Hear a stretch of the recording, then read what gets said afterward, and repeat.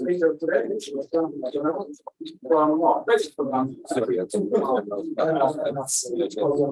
Aix-Marseille, and they were talking about homogenization, quasi-periodic crystals. Happy project to stay about that. Okay, thank you very much. So the joint work with Frederic Zolla, there. Elena Cherkaev, so University of Quebec, and Niklas Wellander, Swedish Defence Research Agency.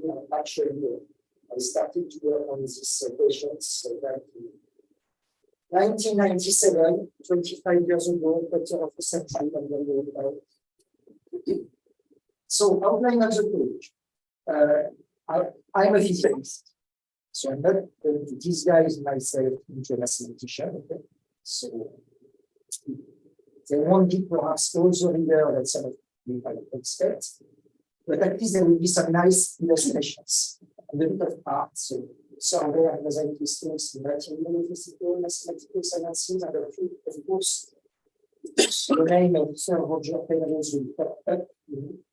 So I will introduce some tool which is designed to handle asymptotic analysis of certain class of quasi-periodic structures which are deduced from a projection of a periodic structure in higher dimensional space. So basically, if you have a Penrose tile, it can be generated from a cut project method of 4-dimensional or 5-dimensional periodic structure. Using this cut project method, we will homogenize so the Maxwell system or quasi-crystal. Okay, so let's see.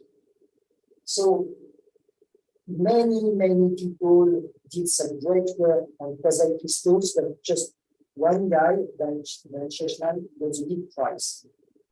Fair enough, but there were quite a few people on the original his regulator paper, 1984, among whom I would like to mention Denis Gracias, our very own Denis Gracias from CNRS. He is a crystallographer, and he was helping Dan Cheshman to figure out, what does it mean to see something which is not allowed by the rules of crystallography, something which has fivefold forbidden symmetry. A lot of people who did great work on quasi-crystals are people working with the Stein art. And recently, actually, they have also discovered a new kind of quasi-crystal. It's just published recently in the past 2 months. So there is still ongoing research in this field. So that's practically what you will get from the diffraction pattern. And you see it's kind of, it makes you feel uneasy because you try to find some periodic pattern, some something that has some translation invariance. But obviously you can't. There is no translation invariance. And you can see these very bright spots and satellite smaller spots. So, and this is some self-similarity. Okay, so that's technically what those people back in the old days, in the early 80s, were seeing, and it doesn't respect any, crystallographic theory. Now, if we leave the world of crystallography and we go back to ancient time of almost periodic function, which looks totally disconnected so far, we figure out that you have a class of functions which are not quite periodic. So a periodic function, of course, would satisfy. So this difference being here inequality is 0. So you should have f of t plus capital T, which is equal to capital T. But according to our world, we can now, relax this assumption and make this function almost periodic by just asking that this difference be smaller than any real number. And so, by the way, Harald is a mathematician who is the brother of Niels Bohr, the Nobel Prize in Physics. And also, Harald, very interestingly, and I realized this not so long ago, was an Olympic footballer. So people who say you have to be a genius to play football, well, this is the combination. You can be a fan of Manchester or like me, Liverpool. Liverpool football club and not Liverpool. Liverpool, you've got to be very careful. It's like in Manchester, you know, when you take a shot, they ask you, are you for Everton or check out what, you know, so let's say it. Anyway. As a player, not like the fan, right? Players for the English team. Yeah. So, definition now. So, that's Harald, and Harald made this guy, Vesicovich, who was Vesicovich was like the first Harald, and this Vesicovich actually extended the class aperiodic, almost periodic function to function defined in such spaces, and this is here a seminar, but what we should remind here is that we have the norm defined by some kind of periodic mean, and it's a closure on trigonometric polynomials. So these trigonometric polynomials are going to play a role, as we shall see afterwards. So these are three guys, and you can see here that there is no frontier for mathematics. Eastern Europe, Western Europe, Russia, there should be no frontier. If there is a frontier, this will not happen. Okay, so, and we notice that we started at St. Petersburg University, going on to University of Copenhagen and working with Harald, then spent a short time in Liverpool and the University of Cambridge. Okay, so those mathematicians look at certain class, like almost functions, and on the other hand, you have mathematicians who like mathematical puzzles. And what they wanted to do is pave the plane without any periodic pattern. And that was a game that started with Robinson, but then the guy who made a big, landmark on this is Roger Penrose, because he managed to tie the plane not with 10,000, 6,000, or hundreds of different motifs, but just two. And that's Roger Penrose. Yeah, but same was Penrose, right? Yeah.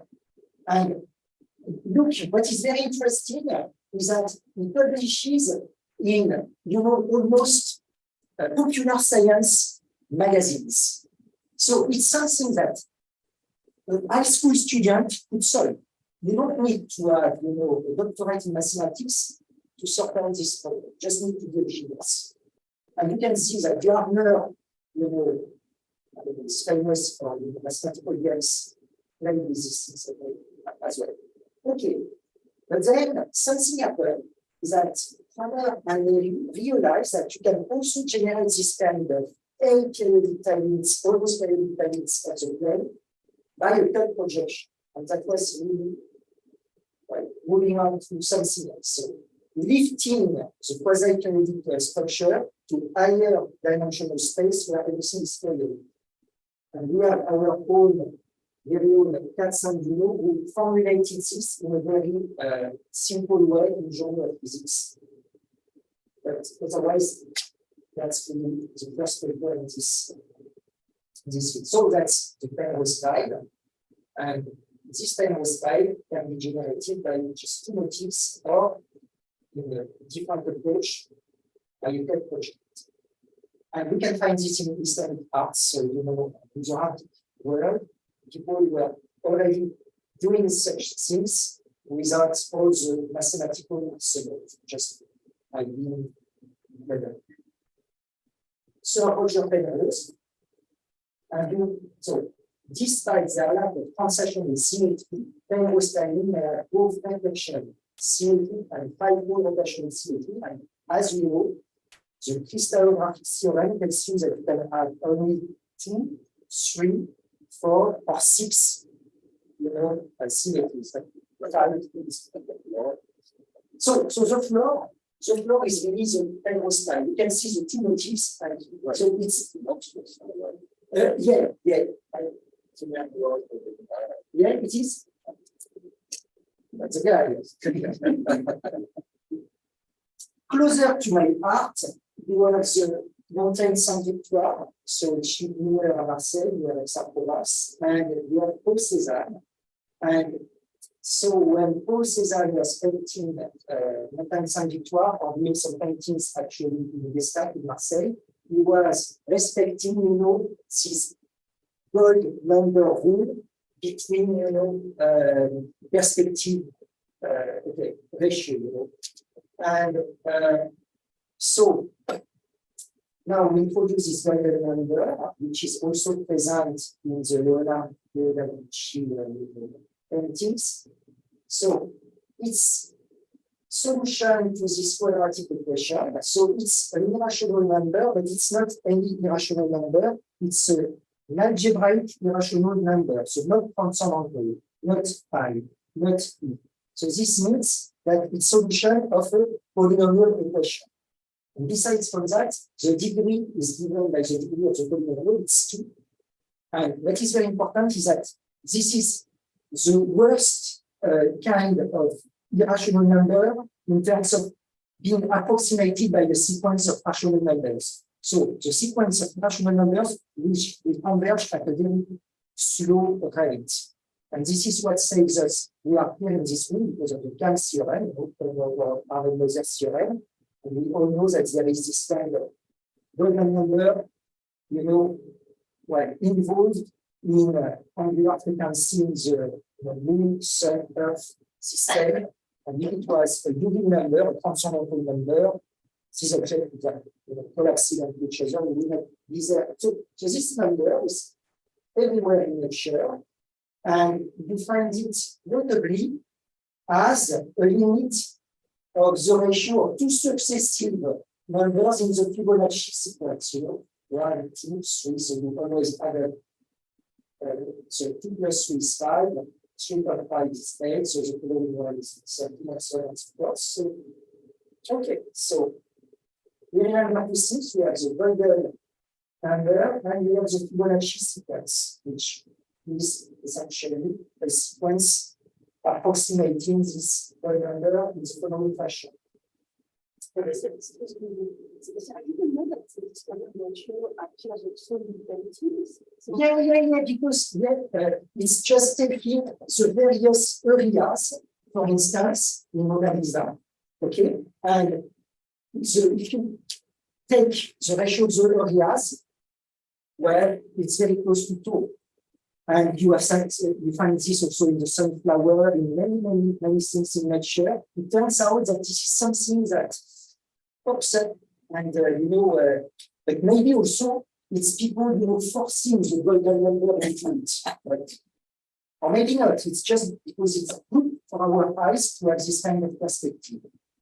Not exactly one of this is this intelligence. The number is you just take these different areas, and when you divide these areas, it tends towards the golden number. Now, you can play games with tau. And one of these games, so first of all, tau is an irrational number that you cannot put in your computer. In your computer, you don't have irrational numbers. So you can only approximate to certain decimals.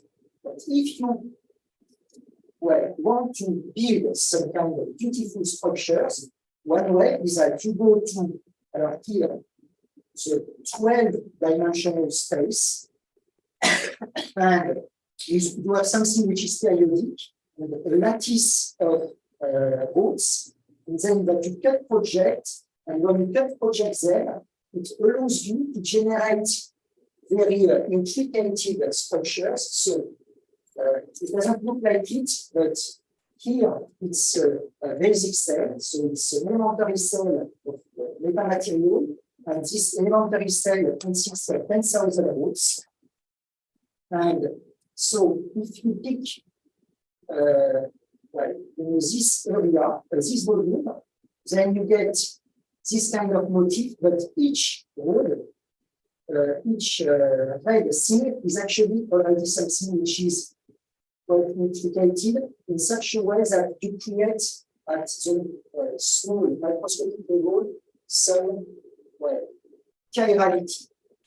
And so what we want to do here is to create a metamaterial which has two antagonistic behaviors.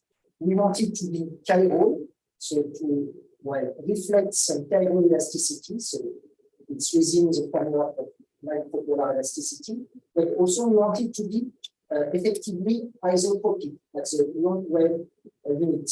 And in fact, we know that usually the problem is that when we create a chiral structure, for instance, just think of you take a rod and you twist the rod. Okay? Somehow it's chiral because the phonons inside of it they have this behavior. But the rod is infinitely isotropic. So you don't want this to happen. You want to create a three-dimensional structure within which phonons will have this kind of acoustical activity. This means the counterpart of optical activity. So they should have a chiral behavior, but all directions of space should be equivalent. There should be no anisotropic. And so a way to have this two antagonistic behavior reconciliate is to make a chiral aperiodic structure. Because in fact, the point is that instead of having a structure which has a three-dimensional, if you wish, symmetry, it inherits from the 12-dimensional space some 12-dimensional symmetry, something like that. And we know that the higher symmetry in physics, the more isotropic the stuff is. So, going on to arts, you can also, by that project, generate, so tiles with 12-fold symmetry or 20-fold symmetry, whichever. You just need to go higher and higher in dimensional space. So if you can project from 20 dimensions, you will get 20-fold symmetry. If you can project from 50 dimensions, you will end up with 50-fold symmetry. And so Richard Pasteur and Elena Cherkaev played some games of having a point source radiating in such structures, and then transferring this into, translating this into some kind of paintings. And Elena Cherkaev was actually selling this at some art exhibition. So how much did he get? So, well, the big game would be, can we actually, try to comprehend what is, for instance, the bond structure of such objects? And we know that there is no such thing as a Floquet-Bloch theorem for something which is not periodic. But we might envisage that if we move in a higher dimension, we might apply the Floquet-Bloch theorem in dimension 6, 12, and then we can project the bond structure which we get onto the hyperplane of quasi-periodicity. Something like that. This is what is at stake. But before we move to the high frequency drag regime, we should first try to understand at the level of what happens. And of course, some people started to work on averaging partial differential equations with fast oscillating almost periodic coefficient a long time ago. And this started really with Leinik and Zhikov work. But this is very abstract, and for me, at least, I don't have the mathematical arsenal that allows me to decipher their calculus. And what I retain is that essentially they have some kind of ergodic mean. And by ergodic mean is that they have an annex problem which is set with an ergodic mean. So essentially, your annex problem is set on infinite space. You see what I mean? Your unit cell needs to be very, very, very large so that you can pick up the effective properties. So, then you have Well, grades method is here, and so see we found some way to homogenize Penrose tilings, but it was a method which did not use the TED project approach at all. It was just dealing with the problem of the quasi-periodic structure and solving it without lifting up the structure. And then you have now the Brice and Morse. They looked at almost periodic geometries, but it's more to do with defects. So you have this kind of work, but that did not totally use, this crystallographer approach. And so what we did, and it's back in the old days, is Niklas and Frederic Zolla. So we looked at those two sounds perpendicular, so this textbook, and we considered using what they have developed, but in higher dimensional space. So the best space of periodicity, practically for me as a physicist, would be at this floor to be able to generate a nice time. And so first, we stumbled upon the following problem. We were not able to express our next problem with usual differential operators. Everything was set in an abstract Fourier space. And so we could not really solve our next problem numerically. So we revisited this with Niklas Wellander and Elena Cherkaev, actually using some mathematical arsenal that was developed before by Valeria and Ilya. Essentially, that allows you to deal with degenerate PDEs. So when you have a PDE where your coefficient A is degenerate, you can still say something. So using this kind of higher knowledge, we are able to develop some mathematical arsenal that allows you to derive things in a systematic rigorous fashion. Okay, so third projection method. So in 2D, so we have this periodic structure. You can see the rectangular motif, and this rectangular motif is orthogonal to this line, blue line. And if this blue line makes an rational slope with the x1 axis, we can see that when you fold the blue line onto this unit cell, you will only be able to describe the unit cell by a finite number of blue segments. So what I want to say here is that you will never be able to scan this unit cell. Whereas now, if I repeat the same there and my blue line has an irrational slope, when I fold back the line onto the unit cell, I will have a dense set of line segments, and so I will be able to somehow scan this cell, and that's the essence of it. If you work, in flat line, if I work along this line, if the slope is irrational, well, I am able to actually retrieve the information of the higher dimensional space because folding back, my journey, I get a glimpse of the two-dimensional space. Although I did on this line. And what's important, what's that step here, is that we would like this irrational slope to be linked to the gold number, because this is what we want to do, is to project this rectangles onto the blue line and generate a quasi-periodic tiling. Here we do that, but you can easily see how this will develop in higher dimensional space.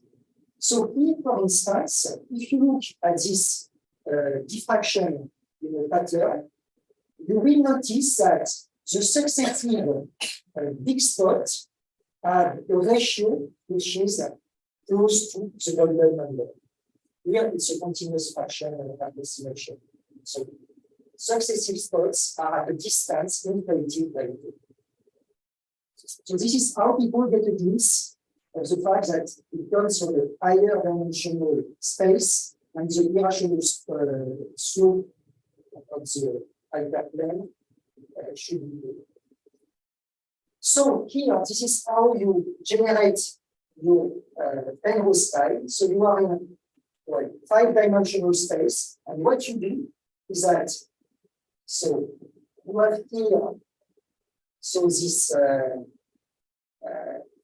5-dimensional space is axis, 2-dimensional here and 3-dimensional here, and you want to project everything onto this hyperplane which will be 2-dimensional. And so the way you do this is actually through a rotation in the 5-dimensional space. So a rotation from this system, x1 and x2, onto a system of coordinates, which is defined by a rotated x1 being aligned with this, and a rotated x2 being perpendicular to this.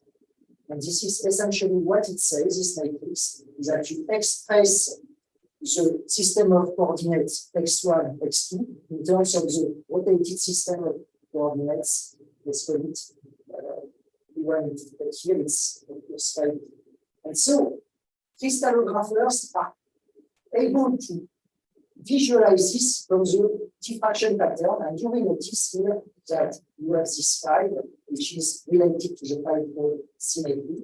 And playing around with the trigonometric field, you can see that the golden number pops up everywhere. Now, what we need is not the full rotation matrix. What we need is only the first 2 columns, because with these first 2 columns, we are going to generate, through a transpose of the matrix, a projection matrix. So this projection matrix essentially takes something which is in 5D and brings it in 2D, and a pseudo inverse of the projection matrix. Here there is a typo, which should be squared by 5, and that's why. So R is not unique. The matrix is not square, it's a rectangular matrix, so you have a whole class of pseudo inverse R of P that will satisfy RP equals the identity in 5. And so the fact that there is no uniqueness in this lifting operator might tell us, oh, there won't be a uniqueness in our homogenization results, so we are good. But luckily, if P and R satisfy certain properties that essentially tells you that all their entries are incommensurate between each other, then according to the ergodic mean, if we take any function which is the composition of a trigonometric polynomial by R, this matrix R, then we will add that the ergodic mean of F is nothing but the mean of G over the periodic scale in 5 dimensions. And this is the essence of the trick we are going to play. So instead of having the Basikovich seminar, which is linked to this ergodic mean, we are going to play the game of averaging things by knowing that it's just equivalent, actually. So we are just repeating what other people did long ago for the logical tensor, but less abstract setting, thanks to this lifting operator R. Okay, R goes to R2. So then we style to R5. It's very good. The proof is very simple, and the proof is totally natural for someone who works in optics, because people in optics, they use sim cardinal function all the time. So you have a trigonometric polynomial, okay, and you will notice that K is an integer in 5 dimensions, and you apply, so you pick the phase, you apply the ergodic mean to the phase, and y is in 5D. So y is x into d that you lift up to 5, okay, so you have rx. You take the dot product of K in 5D with rx, which is also in 5D, so it all makes sense. Now, applying the ergodic mean to the phase, okay, to this, you can see that you have just a product of 2 sine cardinals that pops up. And what is very important, you see that in the argument of the semi-cardinal function, you have R. And so we remember R satisfies this criteria inhomogeneous rationality criteria. And thanks to this criteria, we know that provided that K is not the null integer in 5D, this guy is going to vanish, provided that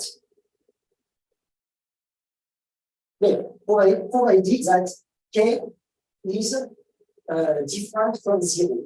So we are left. So all these guys will vanish upon taking the periodic mean, except for K equals 0. And so for K equals 0, essentially we are left with C naught, and C naught, for this, but it's nothing but the usual average function. So all relies upon the semi-cardinal function. And so now we know that whatever R, in the limit, R is no longer there. You see, taking the periodic mean, you get rid of R. Only G is preserved. So we are in business because we know that we can take any pseudo-inverse, provided the pseudo-inverse satisfies the irrationality condition. We will always get the same approach. Now, the second trick to play here is that, unlike for our usual, two-scale operators, we have now to apply a chain rule. Essentially, what we need to do is not to let our function oscillate in 2D, but we want it to periodically oscillate in 5D. So we take the function which is almost periodically oscillating in 2D and we lift it up, and now it's going to periodically oscillate in 5D. And this means that whenever you apply now partial differential equation, partial differential operator to the fast oscillating variable, you have to apply the lift operator, the transpose of differential. So whenever I see a gradient in the basis of perpendicular, I should always think the gradient now, the usual gradient is going to be the R transpose gradient in this, the 5-dimensional space. So essentially, I take my periodic gradient and I cut project my periodic gradient onto the hyperplane. This is exactly what this does. So yeah, you said a few times that this is, you said the phrase almost periodic. So why is the phrase like periodic? In fact, quasi-periodic is just a specific class of almost periodic function. You can see that it satisfies.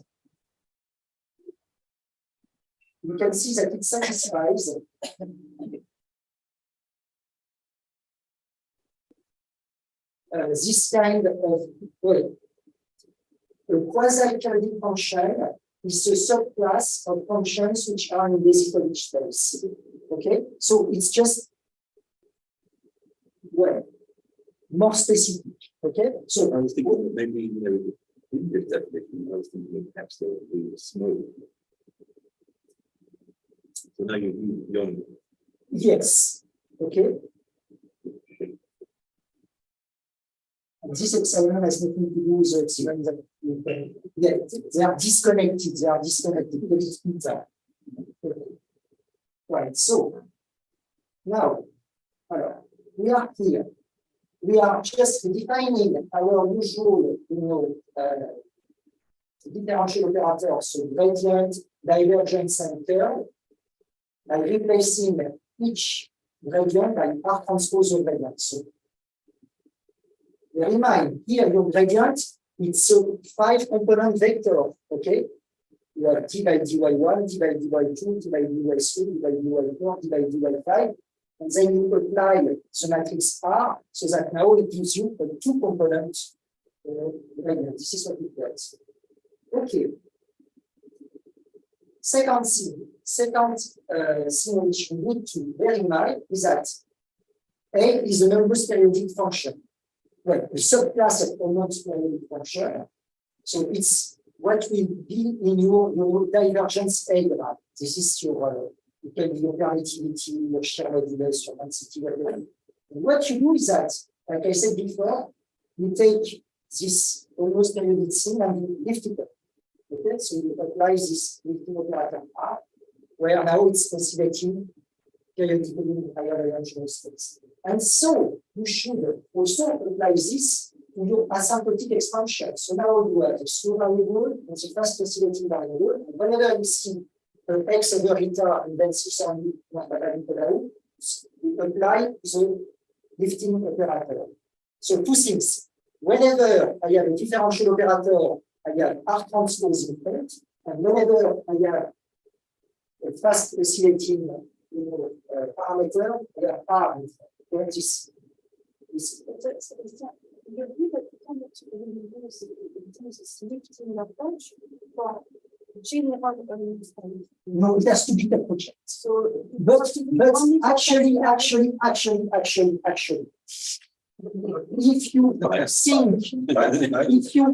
you think of something which is projected from any higher dimension, this subclass is dense in the set of basically function. I repeat, if you take all cut project functions that are cut projected for 2D, 3D, and it's any, because also what is very important, what I did not say, your Penrose style, you can generate from the project 4D, 5D, 12D, 20D. You will always find a way to generate it. but so the Penrose is a quasi-periodic. It's a quasi-periodic. So it is by definition the touch of the periodic one in one dimension. Yes. But the non-most periodic function. You have almost periodic functions that you cannot approach like that. They are beyond this class. Exactly. So you can Yes. use directly to the periodic project. So, but physics is quasi-periodic. Physics? No. But it would be enough to understand the quasi-periodic, so it would be Okay, let's start with this below. I mean, let's go back to so you have your asymptotic expansion for quasi-periodic function, and now you have your two-scale operator. You see, this is the usual one. Divergent gradient with respect to the slow variable plus 1 upon eta, but now it's the R transpose gradient. Okay, and now what is very important, how can you define a long wavelength in the hyperplane? You can't, because you have always a larger quasi-period. So which of the wavelengths or the quasi-period will win the limit? You know, when you have very long range quasi-periodic interaction and long wavelengths. Well, the problem is solved now, because what we define as a long wavelength is a wavelength which is large compared to the periodic cell in higher dimension. So you see, conceptually, this is what we should do.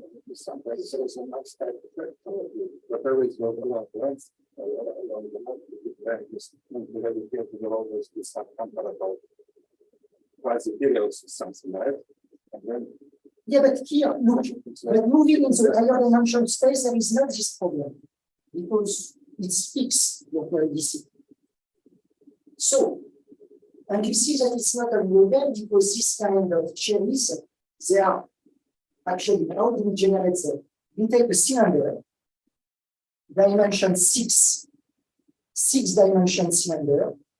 It's like the rectangle here, and at both ends of the cylinder, you have a sphere. These are the top and the bottom of your cylinder. And this 6 dimension cylinder is perpendicular to your 3-dimensional hyperplane. And this is how we generate this cherry cake.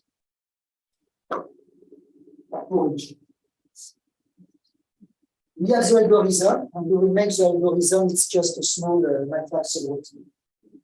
So, look, that's your Maxwell system. It's curl A curl, but it could be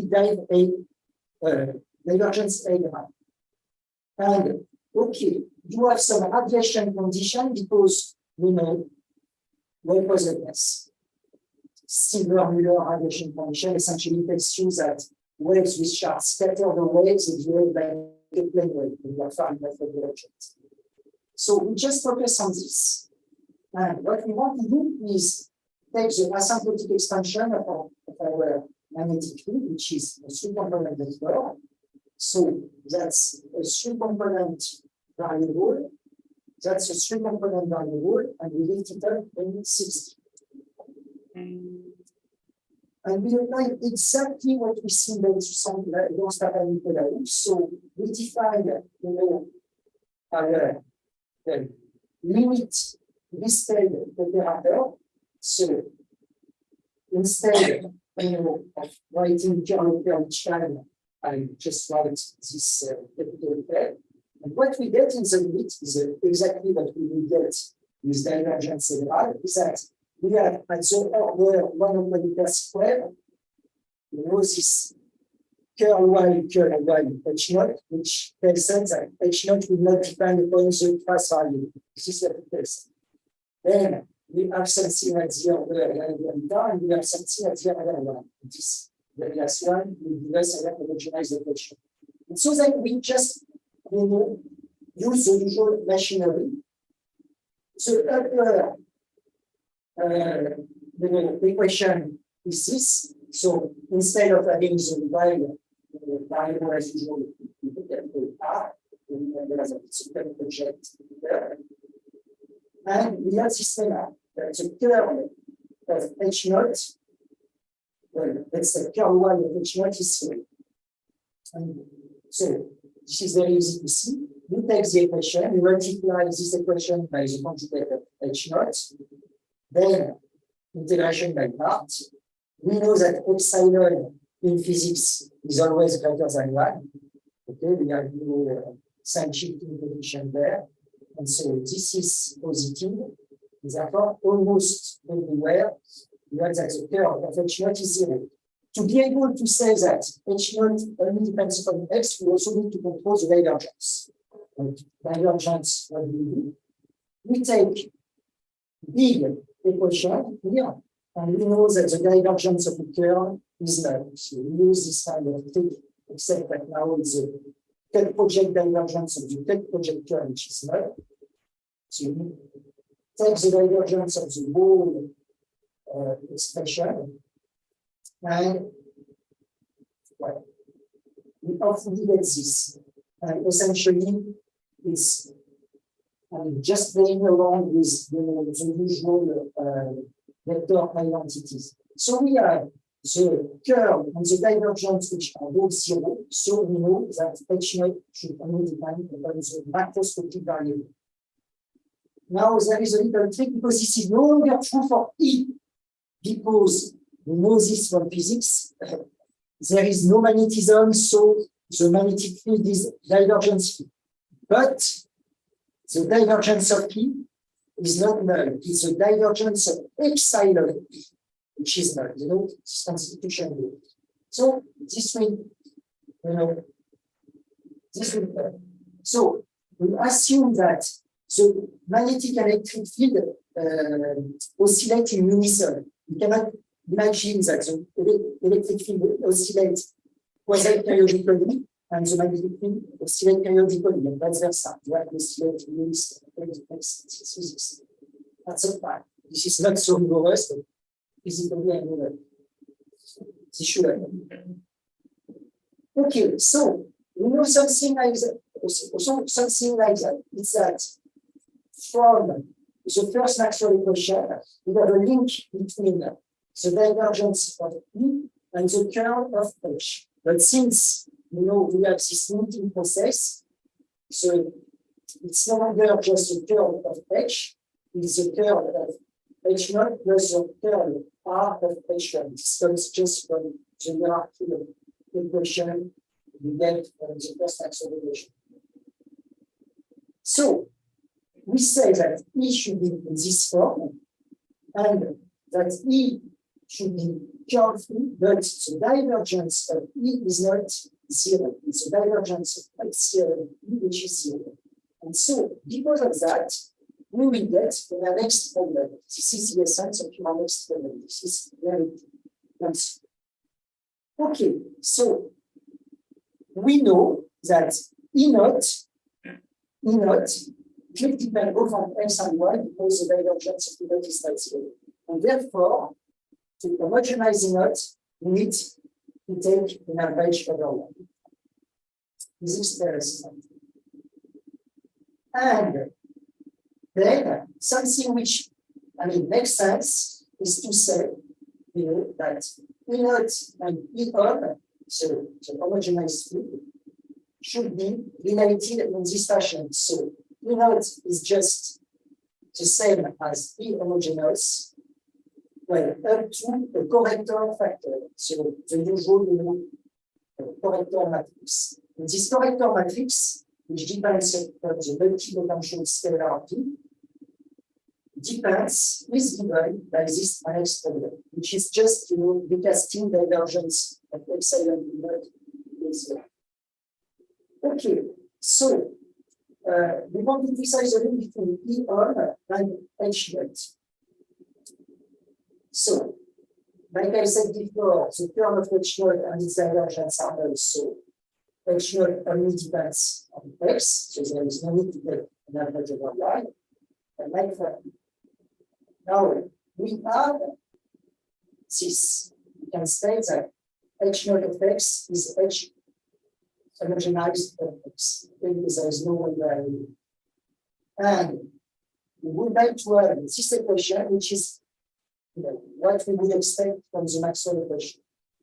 But we need here to specify the link between term of HM and EM, and this should be done by us effective homogenized matrix. So this is what we would expect. And indeed, this is what turns out to be the case. So that's the Maxwell system, and I'm going to get in the limit. So for now, it's just clear. So how can I get there? Okay. So I need to define what is epsilon on. So epsilon on is given by the average of epsilon of X and Y times this factor which encompasses the correcting matrix.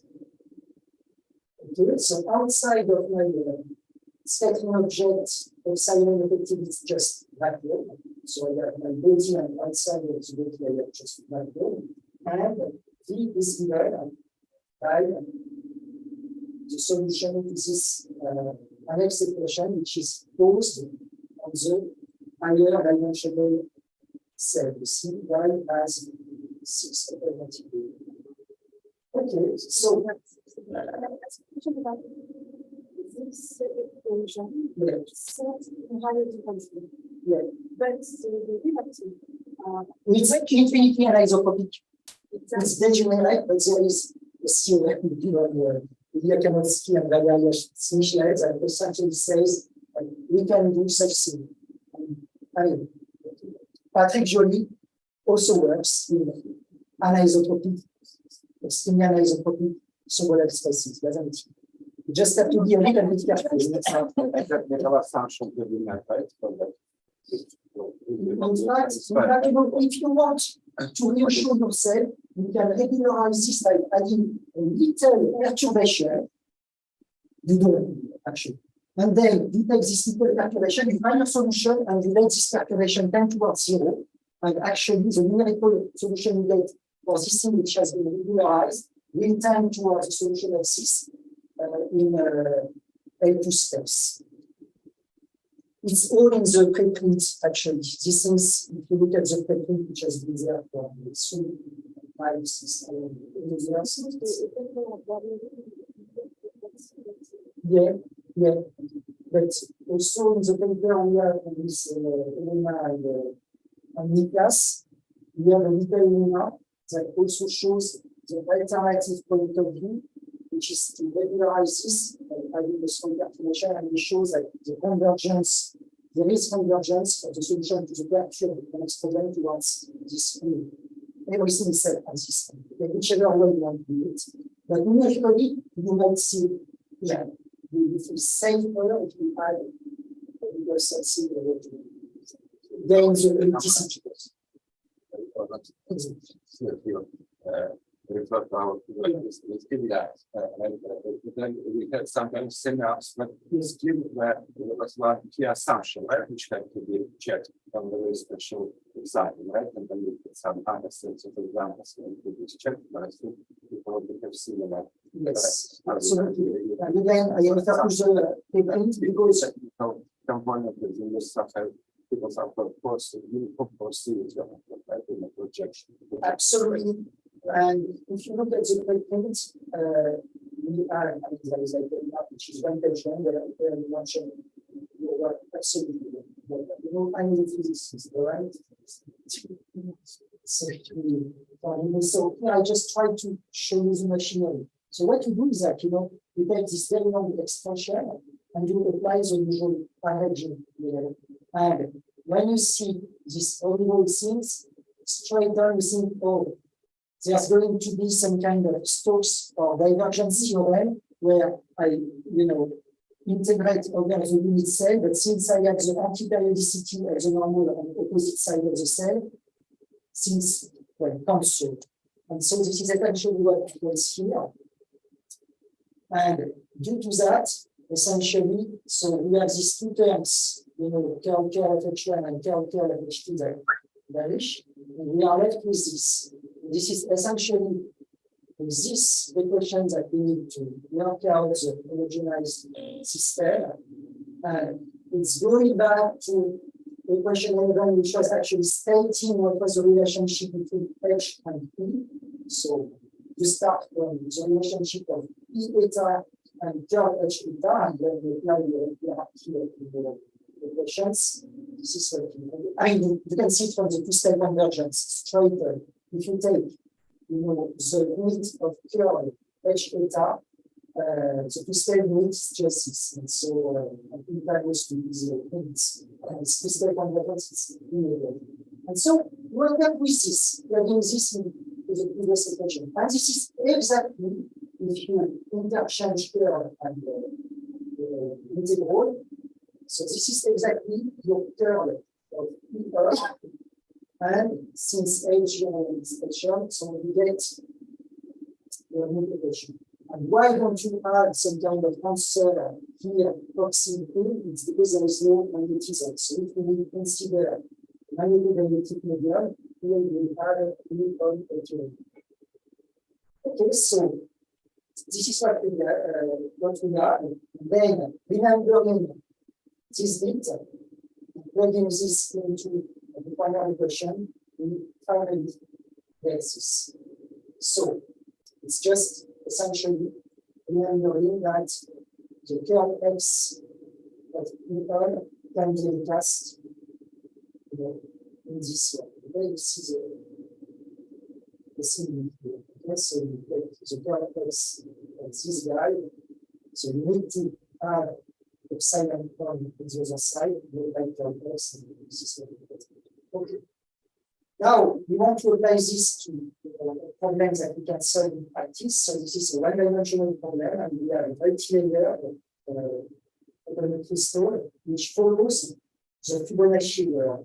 So instead of just alternating layer 1, layer 2, we have layer 1, layer 2, layer 1, layer 1, layer 2, layer 1, layer 2, layer 1, layer 1, layer 2, and it's quasi-periodic sequence. Okay, and that's the kind of problem we want to solve. We want to replace this quasi-periodic one-dimensional Fibonacci crystal by an effective medium. And the way we look at it is that we know that we can generate this by the following chessboard in 2D. This is a very specific chessboard because the ratio between the black and white squares should be the golden number. So if instead of taking the axis y1 and y2 parallel to the sides of this cells, we rotate this axis by an angle phi unit to the number. If we do that, then we generate the one-dimensional Fibonacci quasi-crystal. This is what we do, and in practice, what this allows to do is to take our x variable in 1D and we lift it up to the two-dimensional space where we have two variables. This is there. We have this following vector. This is your R matrix. Okay? And so straight up, we can see that R transpose R2 is equal to 1. Okay? Where R transpose is nothing but your PT, while it's 2 and what we can see is here, if you take this vector A and you apply it to this column vector, this row vector, and you apply it to this column vector 1, 2, you can see that it's equal to 1. So A plus B2 is equal to 1. And so, in essence, you have this link between A and B, and you can work out that your R2 can be written as A minus 1 minus A over 2. And this A is arbitrary. That's the arbitrary. So you can pick any real number A and you can generate Fibonacci sequence. Okay, so you have to solve this problem of V. So this is the tensor. This is using the trick of having a small perturbation in your annex problem to retrieve the electricity. Very, very small one, and where you actually take smaller and smaller perturbation and kind of convince yourself of converging to the solution. So here, that's a plot of the potential, that's a plot of the wavelength. And they are apparently good properties.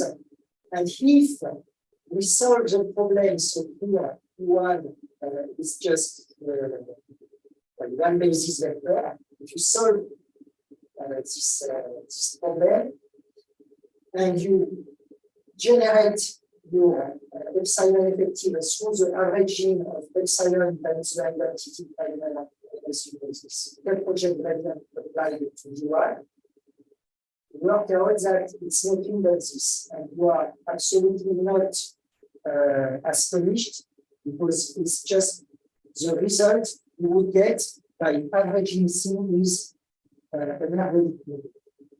Okay?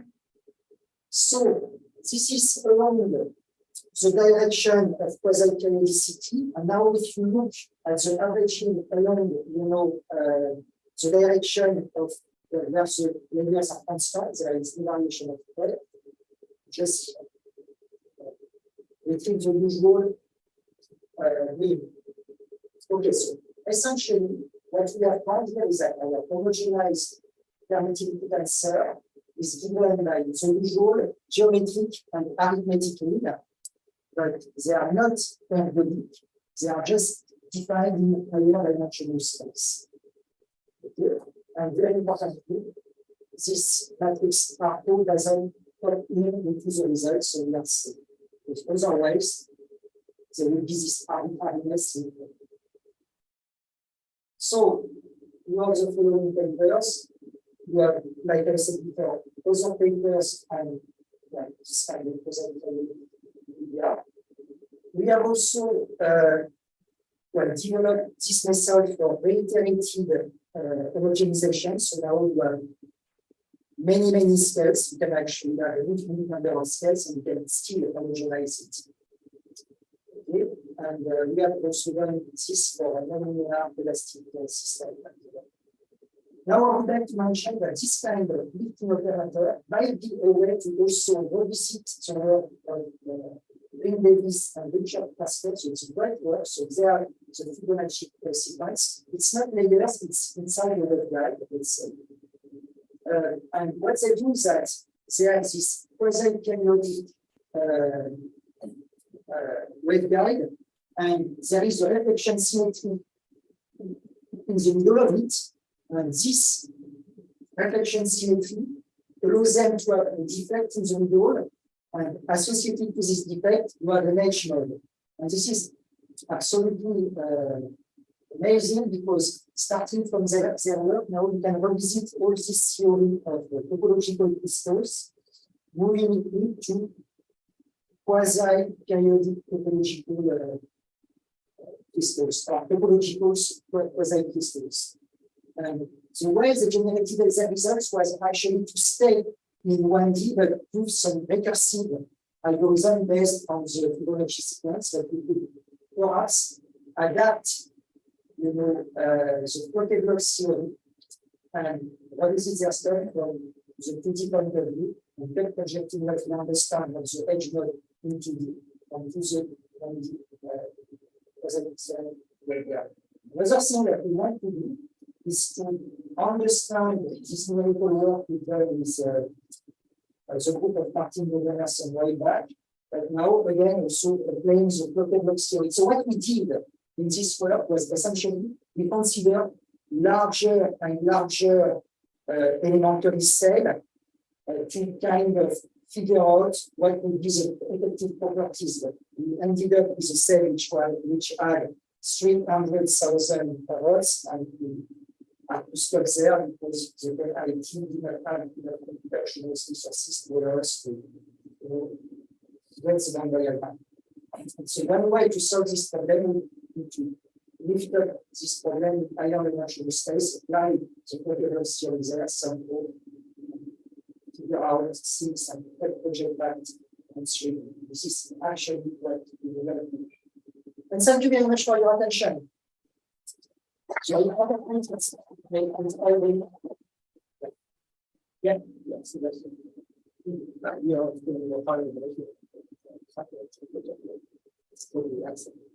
I just have a very basic question. I was curious because when we talk about quantization, the way on the wave stack, wave stack is extremely robust. Goes with zero, and so make up with zero, and so and the third direction is open to the third. The second element of the dimension plus one. So I'm just curious, in your case, you will go higher dimension, and then you project back in one dimension more. So in a lower dimension, what does the wave stacking look like? As I absolutely don't know, so far. That's very curious because these areas you are often most robust. Possible phenomenon. And it depends only on the dimension knowledge of the space. Yeah, so I'm just curious. So far, the only results that exist for someone who attempted the pocket block theory in higher dimension are results from the group of Stephen Johnson. And it's a paper that published like in 2008. And whenever I try to discuss this with Stephen Johnson, he's very cautious to say, I don't even trust what I've written in this paper. So now there is a group of MIT, right? Yeah, the Stephen Johnson from MIT. And we published this with a guy who's in Princeton, Rodriguez. These are very good people, but they are really embarrassed when they talk. I mean, they are not saying their paper is wrong, but they are just saying that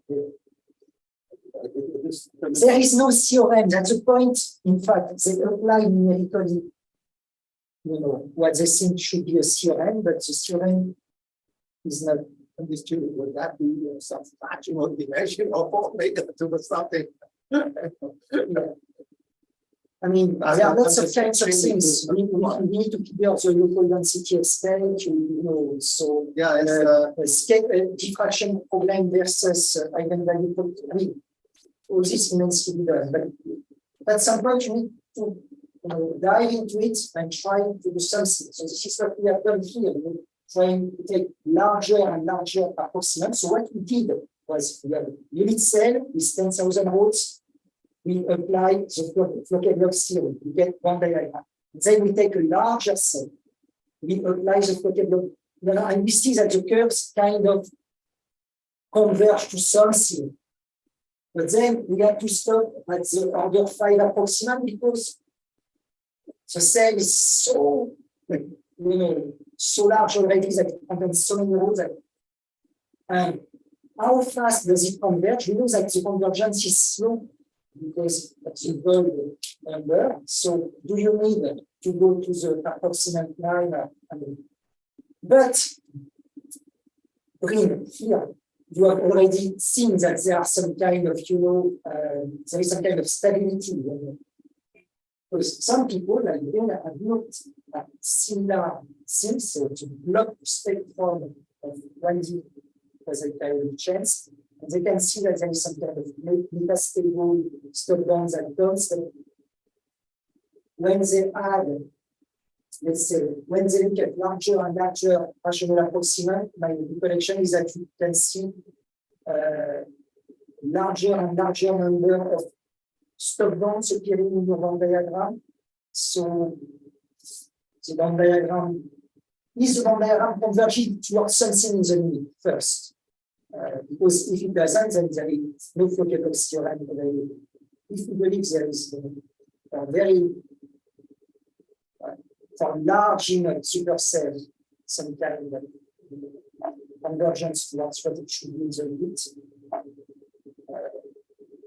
I believe it is my belief is that it is there should be a Floquet-Bloch theorem applicable, provided we can use this lifting operator and satisfy this incommensurability condition with presentations.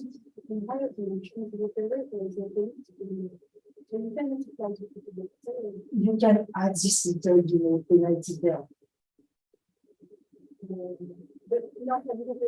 You regularize. Yes, but then you have to understand that you can pass to the limits in science. I believe that, provided again this idea is true, some other is already further the theorem. It's not here. And there are already some papers out there. So there is in the Indian Institute of Technology and the Mathematics Department in the MWS. They have proved already that they can retrieve the usual effective mass density. So looking at some asymptotics in the first eigenvalue of the Floquet-Bloch spectrum, they retrieve some classical theorem of homogenization. But they don't move higher the spectrum. There are already some results from there. There is some results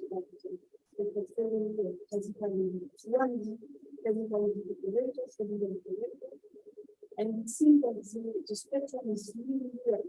You can have like complex sets, so it can be really good and really different. But is it quasi-periodic or almost periodic? Quasi-periodic. Addition complex known as a spectral addition, which goes into the way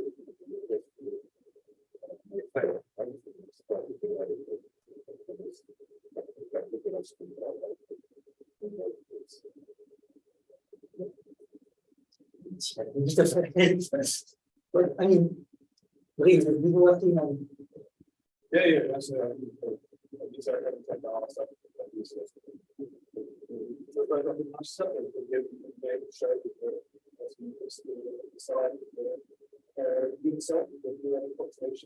there were some gaps right? Outside of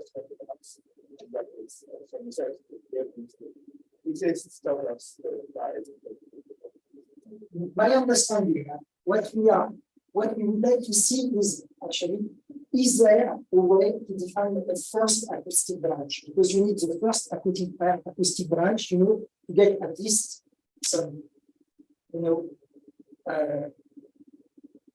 understanding of what the low frequency part of the spectrum looks like. And effectively, if you believe that there is no, you cannot define the first acoustic branch, because when you increase your approximate order, you will always see some lower and lower acoustic branch coming in. You see what I mean? Then you are in trouble.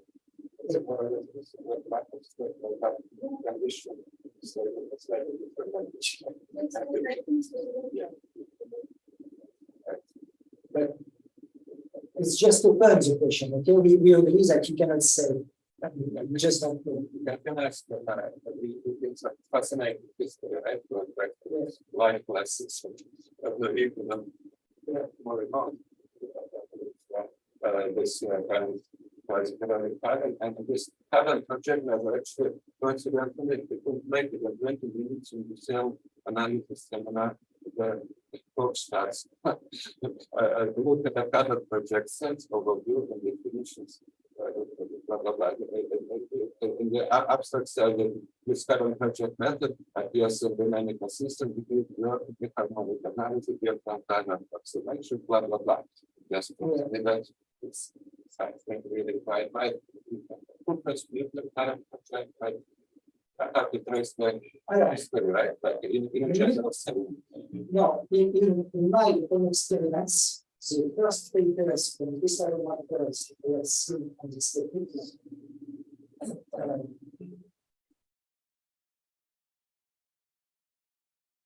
These are the first in 1984 and 1986. That's what I was about it in this more specific example. Yeah, it is. But you know, it's the use of it, because if you like to understand the diffraction pattern you see, you really need to think higher dimension and being able to look. Okay, maybe you can define it mathematically in the abstract setting and so on, but being able to also construct this matrix, without this matrix, what we do is useless.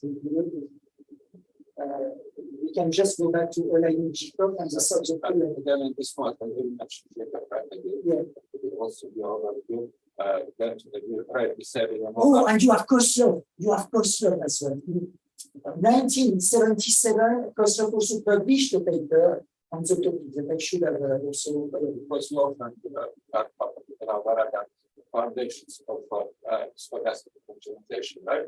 Absolutely, but again, like I said, there is no lift operator. But they have this abstract kind of reformulation of random medium in terms of a dynamical system, right? You've got a dynamical system. But then when you specialize in Jacob's book, right? As an example, number 2, after the quasi-periodic cases, there is a kind of a lifting, right? This abstract dynamical system, you have something more similar, right? To uplift its higher dimension. Okay, but if you look at it, I agree, but if you look at it, nowhere do you have the definition, nowhere. I challenge you to find this. Nowhere do you have this kind of differential operator, which is key, because with this you can define your annex problem on a finite size cell and you can solve it immediately. So if there was not this, all that I'm doing is useless because the problem has been solved 50 years ago. Those people, they did not look at a very specific. This is a kind of summary for practical guys. Rather than this abstract theory, you are saying that you do this uplifting to the high dimensional cell. You can formulate this high dimensional cell in a tractable way so that you can branch it numerically, right? And it will go back. But we all agree that on the other hand, nobody so far has been able to give some general results, even in 1D, on spectra of, even Schrödinger operator with a general quasi-periodic potential. They just have some very sparse results on a very specific type of quasi-periodic potential.